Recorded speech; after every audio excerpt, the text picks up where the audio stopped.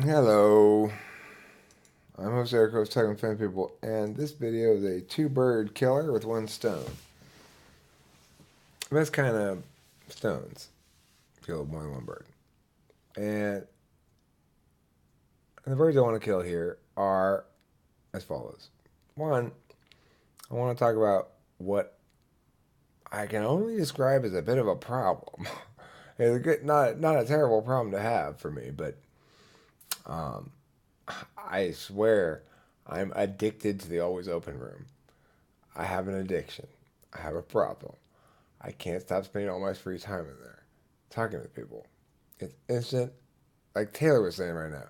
It's instant fucking FE gratification for me, and it is fucking addictive. I can sit in there. I've been sitting in there all fucking day. It is 12:45 a.m. I have been on GoToMeeting off and on all day. I did leave for a little while to do some other things. I went out to dinner with homie Nick, who was here earlier, and I worked with my debaters a little bit. Other than that, I spent the whole fucking day on GoToMeeting. Doing what? I'm chatting with people. You know, I mean, just talking with people. Talking with famous people. That's what I've been doing. But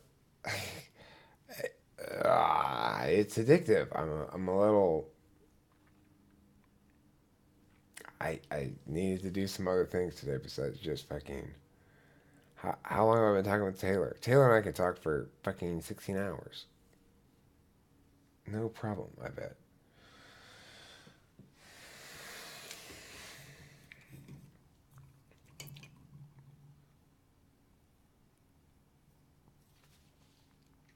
Check it out if you haven't been there. And after you're done in there, you can go to the Raw channel and see yourself. How you look, how you talk, all that kind of stuff. Um, I mean, it's sort of a dangerous room almost because you're not you're not necessarily thinking I should be careful with what I say. It's being recorded. Of course, it is being recorded and it's being published immediately.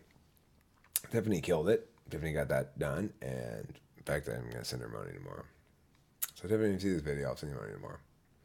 And then we got one more thing, two more things really. Uh,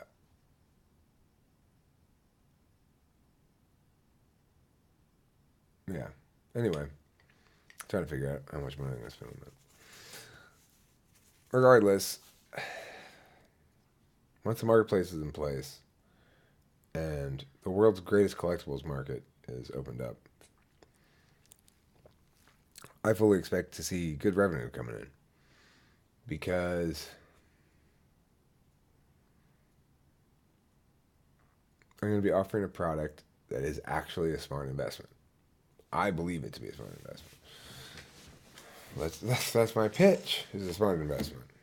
Because why? Well, because I'm putting my whole ass into making it a smart investment. In part, I'm putting all this energy into creating, conceiving, executing this collectibles market for one of a kind objects. There can't be a glut in the collectibles market because I'm going to have a tight gatekeeper role on that, for one thing. Number two, there's a finite number of objects that I can make to sell. These are all going to be one of a kind objects. They're all going to come with multiple handwritten certificates of authenticity and stuff like that. I know there's assorted nonsense to prove its provenance, and I'm going to take pictures of it and have the provenance up there. Once it's sold, this is the object that was sold, this is what it looks like. It's object number whatever in the set, and the objects will be released in sets. Meanwhile, hopefully the channel will continue to grow, and I want to maximize my visibility, my fame. I want to become famous. I want to become as famous as I possibly can. That's my goal. I want to be the most famous person in the world.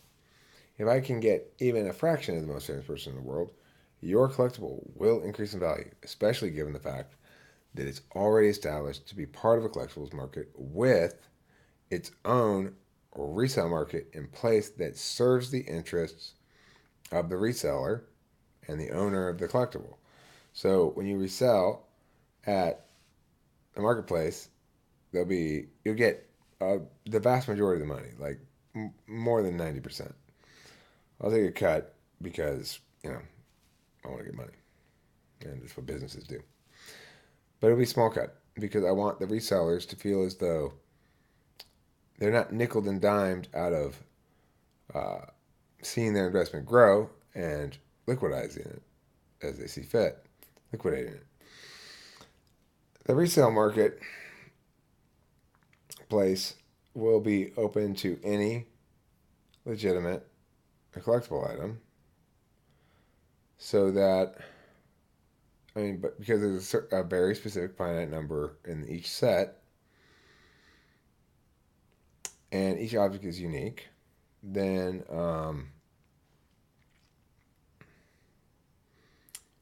resellers can hold on to that object for a duration period, and if they see that the prices of that objects in that set have gone up in the marketplace, in the reseller's marketplace, then they might choose to resell it and take the money. There'll be instant payouts, or as close to instant as we can get. So if you sell something, the money goes directly to you. I probably won't have an interface that has you uploading and selling it yourself. It'll probably be via me and or whoever is helping with that. Regardless, we'll cut you the check or the direct transfer or whatever as immediately as we possibly can. And that's the idea for the marketplace. Now, keep in mind that in order for your investment to grow in value, the key components are a few. Number one, the architecture of the marketplace has to be as I say it is and stay that way, which it will. Number two, which it is and will. Number two, the number of people in the community as a whole needs to continue getting larger at a rate that is faster than the proportional demand supply ratio of objects. So in other words, the release of the objects is such that the ratio of 5 objects to 10 objects to 1,200 subscribers is 1 object for every 120 subscribers. So let's say we do an object for every 100 subscribers as collectibles that are available. Well, in that instance, I think it's fair to say that the demand for the collectibles will continue to outpace the supply, as probably given the fact that it's not only a purchase you might want to make because you're a fan of talking to famous people, although I hate that word, but that you're going to purchase, I'm imagining, as a multi-valuing consumer decision. You're investing in something, you're buying something cool that you like, you're supporting a show you like, you're doing all sorts of different shit with it, right? But number one thing is you're purchasing not only the object, but the art project behind it. You become part of the larger art project, which is a meta art project that involves the commodification as art. Commodification is art, basically. And art is commodification. And intertwining those two processes into one so that it's inclusive as well. It's inclusive commodification. It's inclusive capitalism. I don't just want to sell you an object. I want to sell you an object that's going to make you richer too. Why can't I do that? Why shouldn't we do this? I'm all for win-loss in arguments. I'm all for win-win in business. And I'm all for win-win when dealing with friends and consumers and people who are kind enough to pay attention to anything related to talking to famous people. I don't want to screw anybody. I don't want to sell you something and have you later regret buying it because you think that was a waste of money. So I may not succeed. I'm not making any promises, but I am promising you. I'm making this promise that I'm going to try my goddamn best to make this collectible market idea fly. And so, if you have any faith in my ability to sell people on things, to convince people this is a good idea, if you think it is a good idea, if you think I've done a good job of convincing you it's a good idea, then I'd highly recommend buying one of these collectibles once the marketplace comes up. And you won't, 90% chance, 95% chance later on you'll be like, that was a smart decision. I wish I bought 5 of those. But you won't have. But you'll have one and you'll be able to resell and make a profit. That's my thoughts. That's my plan, my intention. And I think it's a sound plan. Now, I'm not a big planner, but I have a very concrete plan regarding this, and it's quite specific, and I plan to execute it. Everything else has been sort of, let's see how it happens. In fact, Taylor asked me tonight, he's like, you mean you still have that same plan? Yeah, I do, because it's a good plan. It's perfectly thought out. It accounts for all the variables. I'm going to successfully make a collectibles market. Your object will appreciate in value. All these things I believe, though I cannot assert them to be 100% true and guaranteed or anything. I 100% believe them. And even if I have some element of it wrong, in that case, I will make the adjustments so that it does work. Although I don't expect to have to make any adjustments, I think the plan is sound. I think it's sound and it's complete. It's circular, but as long as you have more new money coming in from outside, which is, say, more audience members, more potential eyes, then the growth model is sound, and everybody wins. As long as you don't get too greedy and try to glut the market and stuff like that. That's not going to happen with me, because I'm smart. I don't want to do that, and I want to frame this thing so it's got multiple revenue chains anyway. So that's my little story about selling shit, about talking with Taylor, about always open room. Go there, play there for a while. I bet you'll find as well you just keep going back in there. And you just, every moment you have, it's so easy to go in there. There's always people. Not always. If there's not people in there, that's its own kind of neat thing. Because I play the guitar, and I know that somewhere on one of those videos, me jamming out, I don't even have the song up there, but there's a cool little impromptu song in there somewhere. I like that idea. Hidden little gems in a pile of mush. I like everything about this fucking thing. I love everything about it. This is